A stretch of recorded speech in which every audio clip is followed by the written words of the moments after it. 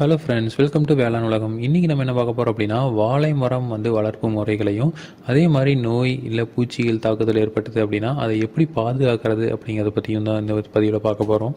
So மெயினாக வாழை மரம் பார்த்திங்க அப்படின்னா ரொம்பவே லாபகரமான ஒரு பயிர் தான்.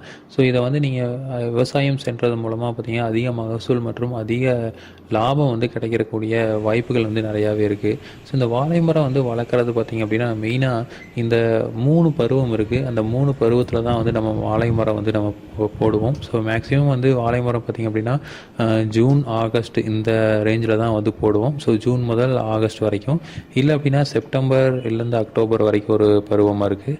அதே மாதிரி டிசம்பர் முதல் ஜனவரி வரைக்கும் ஒரு பருவம். ஸோ இதில் நம்ம மெயினாக இந்த ஜூன் மாதத்தை தான் நம்ம அதிகமாக நடவு செய்கிறோம். ஸோ இந்த நடவு செய்கிறப்பவே பார்த்திங்க அப்படின்னா நம்ம ஒரு அடி நீளமோ அகலமோ உள்ள ஒரு குழி எடுத்து அதில் தான் நம்ம இதை பண்ணுவோம். ஸோ இதில் பார்த்திங்க அப்படின்னா நமக்கு ரோபோஸ்டோ ரகத்துக்கெல்லாம் பார்த்திங்க அப்படின்னா 6 அடி இடைவெளி வேணும். ஸோ ஒரு இதுக்கும் இன்னொன்றுக்கும் பார்த்திங்க அப்படின்னா ஒரு 6 அடி இடைவெளி கண்டிப்பாக இருக்கணும். மோரிஸுக்கு பார்த்திங்க அப்படின்னா ஒரு 5.5 அடி இடைவெளி இருந்தால் போதும். இதே செவ்வாழைக்கு பார்த்திங்க அப்படின்னா 8 அடி கேப் இருக்கணும். ஸோ 2 மரத்துக்கு நடுவில் கேப் பார்த்திங்க அப்படின்னா 8 அடி இருக்கணும். இதே பூ வாழைக்கு இல்லை மொந்த வாழைக்கெல்லாம் ஒரு 7 அடி இருக்கணும். ரஸ்தாளிக்கு ஒரு 7 இல்லை 6 அடி இருந்தால் போதும். ஸோ இதெல்லாம் பார்த்திங்க அப்படின்னா இந்த இடைவெளியில் இருந்தால் தான் பார்த்திங்க அப்படின்னா நமக்கு வளர்ச்சி நிறையா இருக்கும். ஸோ இதில் பார்த்திங்க அப்படின்னா மெயினாக இந்த தண்ணி விடுறதெல்லாம் பார்த்திங்க அப்படின்னா நம்ம ஈரப்பதம் எவ்வளோ இருக்கோ அதை பொறுத்து நம்ம என்ன பண்ணிக்கலாம் அப்படின்னா இந்த பாசனை நம்ம செஞ்சுக்கலாம். இதில் மாதம் ஒரு தடவை நம்ம ஜீவாமிர்த கரைசலை நம்ம நீர்ப்பாசனம் வழியாக நம்ம கொடுக்கலாம். அதனால் பார்த்திங்க அப்படின்னா நுண்ணுயிர் பெருக்கம் நம்ம ரொம்ப அதிகமாக இருக்கும். அதனால் மகசூல் பார்த்திங்க அப்படின்னா நிறையா வரக்கு வாய்ப்பு இருக்குது. காய் நல்லா தரட்டும். ஸோ ஜீவாமிர்தம் எப்படி தயாரிக்கிறது அப்படிங்கிறத நம்ம சேனல்லேயே வீடியோ போட்டிருக்கோம். அதே மாதிரி 5 நாளைக்கு ஒருக்கா நம்ம என்ன பண்ணலாம் அப்படின்னா அமிர்த கரைசலை நம்ம கொடுக்கலாம். ஸோ இதில் மெயினாக நோய் நம்ம எப்படி தடுக்கிறோம் அப்படிங்கிறது ரொம்ப முக்கியம். ஏன்னா இதில் கூன்வண்டு தாக்குதல் அதிகமாக இருக்கும். ஸோ இந்த கூன்வண்டு தாக்குதலை நம்ம என்ன பண்ணணும் அப்படின்னா 1 லிட்டர் தண்ணியில் ஒரு 100 ml என்ன பண்ணிக்கலாம் அப்படின்னா அக்னி அஸ்திரத்தை கலந்து நம்ம வேரில் நலையிற மாதிரி ஊற்றுனீங்க அப்படின்னா இந்த கூன்வண்டு தாக்குதல் கொஞ்சம் கம்மியாகும். அதே மாதிரி இனக்கவர்ச்சி பொறியை நம்ம 2 ஏக்கருக்கு 2 அப்படிங்கிற விதத்தில் நம்ம வைக்கலாம்.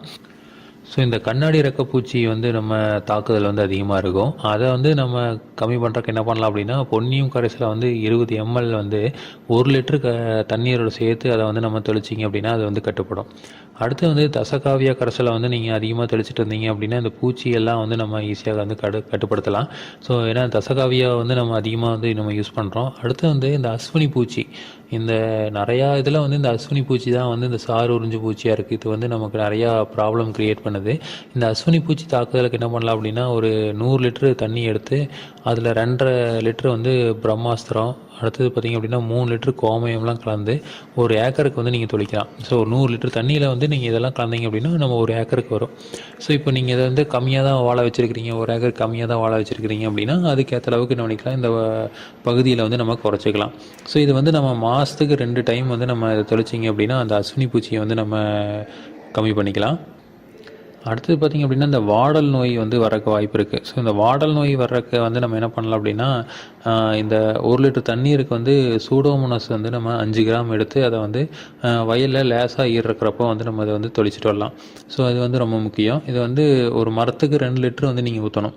ஸோ ஒரு மரம் எடுத்துட்டிங்க அப்படின்னா அந்த மரத்துக்கு ஒரு 2 லிட்டர் ஊற்றணும். சூடோமோனஸ் பார்த்திங்க அப்படின்னா 5 கிராமு, அதை 1 லிட்டர் ஊற்றுறீங்க அப்படின்னா இப்போ ஒரு மரத்துக்கு 2 லிட்டருங்கிறப்போ நம்ம ஒரு 10 கிராம் சூடோமோனஸ் அளவுக்கு என்ன பண்ணணும் அப்படின்னா இந்த வாழைக்கட்டையோட தூர் பகுதியில் இதை நம்ம ஊற்றணும். அடுத்து இலை கருகல் நோய்க்கு 1 லிட்டர் தண்ணீருக்கு 20 ml பொன்னியம் கரைசலை நம்ம தெளிக்கலாம். ஸோ அது நமக்கு ஒரு நல்ல பலன் கிடைக்கும். ஸோ இந்த பொன்னியம் கரைசல் நம்ம ஆல்ரெடி பார்த்துருக்கோம். ஸோ அதை நம்ம தெளிக்கலாம். அடுத்து கிழங்கழுகல் நோய் வரக்கு நிறையா வாய்ப்பு இருக்குது. இதுக்கு ட்ரைகோடர்மா விரிடி. ஸோ இது நம்ம எப்போவுமே வேர் அழுகல் நோய்க்கு நம்ம கம்மி பண்ணுறதுக்கு தான் யூஸ் பண்ணுறோம். ஸோ ட்ரைகோடர்மா விரிடிங்கிறது நம்ம கவர்மெண்ட்லேயே கொடுக்குறாங்க.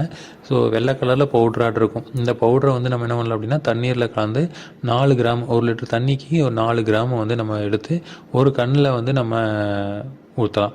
ஸோ இந்த மாதிரி ஊற்றுனீங்க அப்படின்னாலும் நமக்கு என்ன ஆகும் அப்படின்னா இந்த வேரழுகல் நோய் வந்து நமக்கு வராது.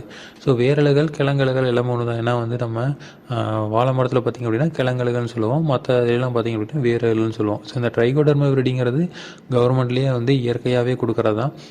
மாடி தோட்டம் போகிறவங்கலாம் வந்து மேக்ஸிமம் இந்த ட்ரைகோடர்மா விரிடியை வந்து உள்ளே கலந்து தான் என்ன பண்ணணும், நம்ம வந்து மண்ணையே வந்து நம்ம தயார் பண்ணுவோம். ஸோ அப்படி பார்க்குறப்போ அதையும் வந்து நம்ம யூஸ் பண்ணலாம். ஸோ இதெல்லாம் பார்த்திங்க அப்படின்னா நீங்கள் யூஸ் பண்ணிங்க அப்படின்னா இந்த வாழை மரம் பார்த்திங்க அப்படின்னா நல்ல மகசூல் கிடைக்கும். ஏன்னா வந்து காய் நல்லா திரண்டால் தான் வந்து நமக்கு வந்து லாபமே கிடைக்கும். ஏன்னா வந்து காய் ரொம்ப சின்னதாக போச்சுன்னா நம்மளுக்கு வந்து பெருசாக இருக்காது.